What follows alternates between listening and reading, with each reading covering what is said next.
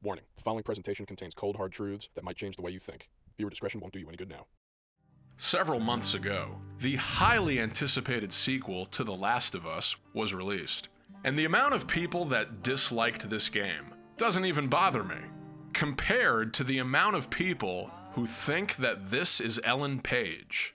Like, still, to this day. On behalf of all fans of this series, can we all just join hands and say, it's not fucking her! This is not Umbrella Academy meets the Umbrella Corporation.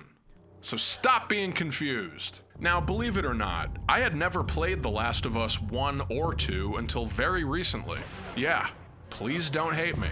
You'll want to save that for later.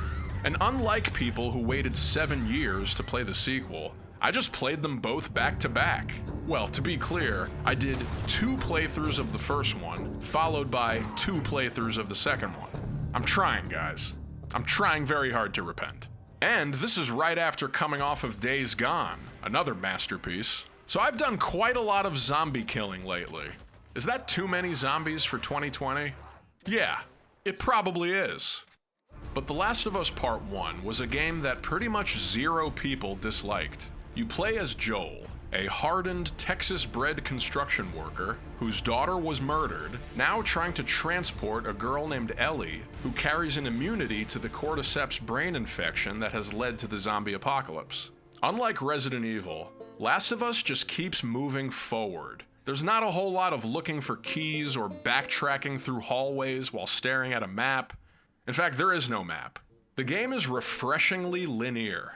But I love that you're forced to look around and inspect your surroundings, searching for items and ways to advance. The items and crafting system are so succinct. There aren't that many things to craft, but they're all really essential and you find lots of ingredients for them. The game also has some of my favorite puzzles I've ever seen. They're really easy, and they're very grounded in reality, and solving them makes you feel way smarter than I actually am.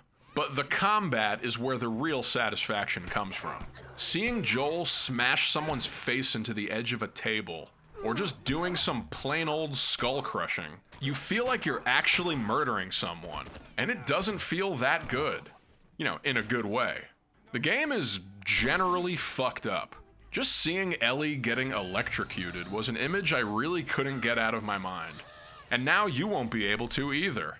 But I think this game is so addictive because it mostly feels like one continuous level. As you move from town to town, surviving one violent breakaway after another, the story never lets go for a second, as you get closer and closer to your destination of the Firefly headquarters. Now, through this whole game, it becomes clearer and clearer that by the end, Joel is going to be faced with a massive predicament. Upon bringing Ellie to the Fireflies, we realize that their scientists intend on removing some of her brain to extract an actual cure for the virus. This will also kill her. Now, Ellie was okay with sacrificing herself, but Joel takes it upon himself to save her instead, having to murder a bunch of people in the process. But he had several reasons to do this. 1, these guys were being total douchebags. I mean, that's just first and foremost. 2, Ellie saved his life a number of times. Why shouldn't he do the same? And 3, he didn't want to lose another daughter figure in his life. But was Joel saving Ellie's life somehow an act of selfishness on his part? He's been transporting this girl who could be the key to saving the human race, but since he already lost one daughter, he's going to do the wrong thing by saving her. This game has fully blurred the line between right and wrong, because some people will agree with Joel and some will disagree. And the game ends on this sort of awkward cliffhanger-ish vibe, where Joel conceals from Ellie that he killed the Fireflies to save her, and instead tells her that they didn't need her brain after all and they just let her go. The credits come in pretty abruptly, and you're hit with this feeling that at some point Ellie is going to learn the truth, and she is not going to be happy. Is The Last of Us Part 1 a perfect game? Yeah, it is. But to anyone who thinks this game didn't need a sequel, come the fuck on. The potential that there was for dealing with the fallout from what Joel did. They obviously left it open for some kind of continuation. And since the first one is a previous generation game, we had to see what was possible in regards to improving upon this gameplay model. I can't even believe I just had to justify the existence of this game. But here we are. Unlike its unanimously loved predecessor, it's no secret that The Last of Us 2 was deeply disliked by a fairly large section of its fanbase. Yes, there are people out there who don't like this.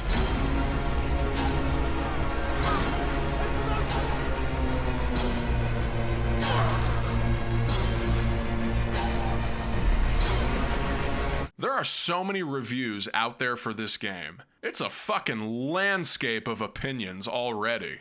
And by landscape, I mean landfill. The good news is, my opinion is pretty simple. I just plain love this game. Now, I would say that getting the Platinum Trophy is proof that I love the game. But I also got the Platinum Trophy for Shenmue 2. So there goes that being used as a measurement tool. But if you want to get an idea of how high the hopes were for this game, just read some of the titles of its reviews. Masterpiece? Absolutely not. Last of Us Part 2 review, do not buy this game, it sucks, it's so stupid. The Last of Us Part 2 is worse than you think. Yeah, you may already think it's bad, but you don't even know how bad you think it is. Last of Us 2 is the worst game I ever played. Last of Us Part 2 is bad? Why I stopped hating The Last of Us 2 and think it might be a masterpiece? A perfect storm of utter failure. Miserable, self-indulgent, preachy, incoherent, pompous, anti-consumer? An hour and 21... Seriously, kill me now. Kill me with a 21 kiloton A-bomb to the face. Last of Us Part 2, complete failure in storytelling. What went wrong in The Last of Us 2, a failure in storytelling. Joel deserved better, a failure in storytelling. Oh wait, my friend Joe made this video. What's up, dude? You know what? Tight video. Honestly, shout out to my boy. Joel did deserve better. Look how sad he is. The poor thing. He just wanted to be loved. Now, although some people were clearly not feeling the narrative in this game, there are also a lot of positive, if not glowing, reviews. In fact, I lost count of how many videos I found that actually do call the game a masterpiece in the title of the review. Like, not ironically. It is divisive as shit. But to find out why, we have to start from the beginning. The Last of Us Part 2 opens with Joel telling his brother Tommy about what he did to save Ellie. And even Tommy thinks it's fucked up. He's like, shit, man. Yikes. But then, he says he would have done the same. But we can tell right away that this game is going to deal with the problem of what Joel did head on. And it is not going to brush under the rug the fact that some people might not be too happy about his decision to cancel the cure for the virus. Now, the gameplay here is pretty different from the last game. Instead of fighting zombies, this entire game is just a snowball fight with some children. That's the whole game. I never actually got further than this because I'm really afraid of what's about to happen after this part. But if you're not expecting Joel to get whacked at this point, you're probably wondering what this game is even about. Is it just about a bunch of lesbians? Is it about more zombies? Oh, that's what it's about. About 2 hours into the game, Joel is brutally, and I mean brutally, murdered by a girl named Abby and her friends in the Washington Liberation Front, or WOLF. My heart was beating so fast during this entire scene. I really thought I was gonna have to call an ambulance. I'm seriously not kidding. I wasn't sure if I peed my pants or if that was just sweat that somehow came all the way from my armpits. I also made the mistake of playing this part at like 1:30 a.m. Good luck trying to have a sweet dream after that one. Yeesh. Now, to say that some people were bothered by this scene taking place is an understatement. And to be honest, I kinda get why people were bothered by this. Just look at him. This looks like something that was directed by Mel Gibson. For some people, this may even be the darkest thing they've ever seen. So I do understand if you... Oh, God. See, to me, that's the worst bit right there. Now look, I know Naughty Dog deceived us a little bit in the marketing by making us think Joel had a bigger role in this game. And that was a little naughty on their part. But it's hard to say that actually affects the storyline if you just play the game and didn't see any of those trailers. Now, on one hand, this moment stings a lot because we just have no idea why they did this. On the other hand, it's pretty fucking obvious why they did this. And instead of handing you that explanation right away, the game keeps us completely in Ellie's point of view. And surprisingly, we don't even see Abby again for the next 10 hours of the game. As Ellie struggles to put together the pieces, we're shown a series of her memories relating to her discovering the truth about what Joel did. We see the moment he finally tells her the truth about what happened. It's almost like throughout this game, Ellie is in denial about what Joel did, and her revisiting these memories is actually her coming to grips with the fact that this thing she found out about him is the reason why he's gone. But if you dislike the fact that this game has a lot of flashbacks and time jumps, I can't blame you for that. I thought it was really well done, but that is something that could be hard to follow. Now, I have to pivot to the gameplay just for a second, for real this time. I know that a lot of people don't find this important, but hey, I still do. Last of Us 2 contains the same core gameplay as the first game, but this game is bigger, slower paced, and has even more looting. But to the people who complained that this game has too much looting in it, play it on a harder difficulty. You'll see far less looting. In grounded mode, every time you find a single bullet is like Christmas. Opening a safe is like a joke. Look at this. Just a single quart of alcohol in here and that's it. That's just depressing. You know, in a good way. But this game seriously improved both the combat and the exploration. We've got better aiming options, actual proper dodging, more realistic walking and sidestepping, a way cooler weapons workbench, you can go prone and swing from ropes. Ellie even has a knife that works as an infinite shiv. And I'm about to make a really horrible joke about it. You see, this right here is your special lesbian knife, used for creating vaginas in people, and then fucking them. I'm sorry. I'm sorry. This is also your special lesbian scissor, used for, well... Ladies, please don't watch this. This video is for a very microscopic demographic. Men who liked this game.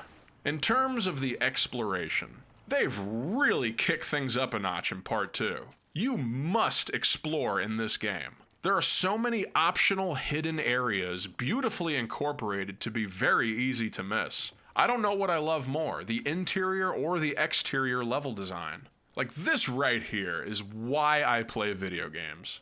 I mean, come on. How can you not love being immersed in this?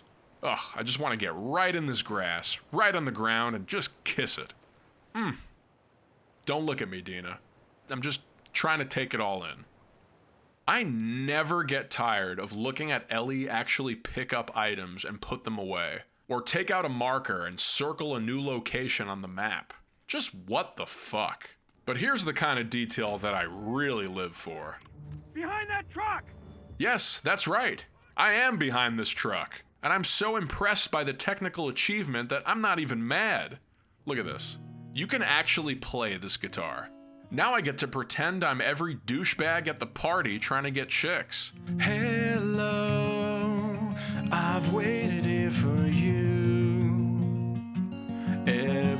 Last of Us Part 2 is amazing, go fuck yourself. Oh my god, what is this? Ugh. Naughty Dog isn't taking this game seriously. This is just naughty.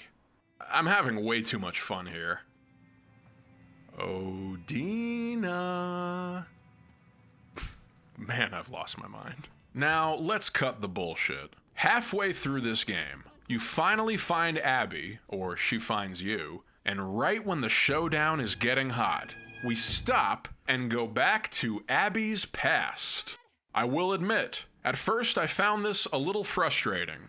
For about 25 seconds. And then her backstory becomes interesting as shit. Her dad was one of the doctors that Joel killed at the end of the first game. And now it all clicks together. Abby killed Joel because he took away her father figure. And Ellie wants to kill Abby because she took away her father figure. They're both caught up in this cycle of revenge, and we get where they're both coming from. They're two sides of a coin now. Sure, this isn't the most original concept of all time. For example, Shenmue has this same storyline, where you find out that your father killed the father of the person who kills him. But this just makes the most sense for Abby's motivations. She's not just some boring villain who loves anarchy or whatever. Abby was a totally normal girl until this happened. This is the moment where she lost her shit, and the only reason why she lost sight of the light, as they say repeatedly throughout the game. But after this reveal, you proceed to play out the entire second half of the game as Abby, covering the entire storyline from her perspective, leading all the way back up to the confrontation with Ellie. I can see why people found this frustrating if they just wanted the game to end at this point, but I did not want it to end, ever. This is like you just went from Leon to Claire's game. Nah, that's a bad example. They were on the same team. My favorite part of this game's story could be the scene where Abby meets Lev and Yara. Just one of the greatest cutscenes I've ever seen in all of gaming. And by the time you get to play as Abby and Lev, it really feels like you get a whole third game packed into the second one. And this third game kicks ass. Abby's half of the game is clearly packed with all the best parts, in terms of story, level design, set pieces, world building, weapons, and bosses. Does it seem like they're trying extra hard to make you care about Abby? Maybe. Do I care? No. But it was definitely a strange feeling having to fight Ellie as Abby. And by strange, I mean absolutely legendary. This was so mind-blowing. Honestly, I really had no fucking clue where things were going at this point. I don't know about you, but I like being on the edge of my seat. Maybe I'm weird, but I like things that are, interesting. Or how about the part where you realize that the sniper who's been really getting on your nerves is Tommy? The game actually tricked me into rooting against one of the heroes. And that's the kind of ride that this game is. If you're not into that, or you found parts like this confusing and weird, I don't really blame you. It is some out there shit, but it's also the exact same mind games that the first game was playing, just cranked up a lot. And I think they pulled off making you feel bad for everyone in this story, even if they were disagreeing with each other.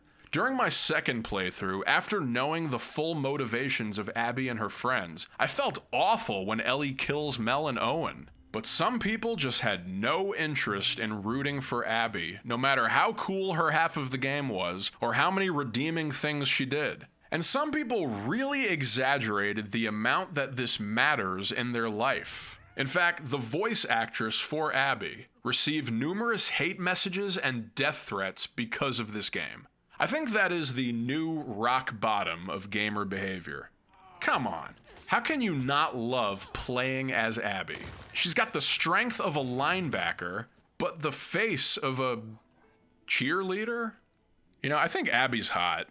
I'm just gonna come out and say it. And if you don't believe me, look at the face model for her. Look at that symmetry.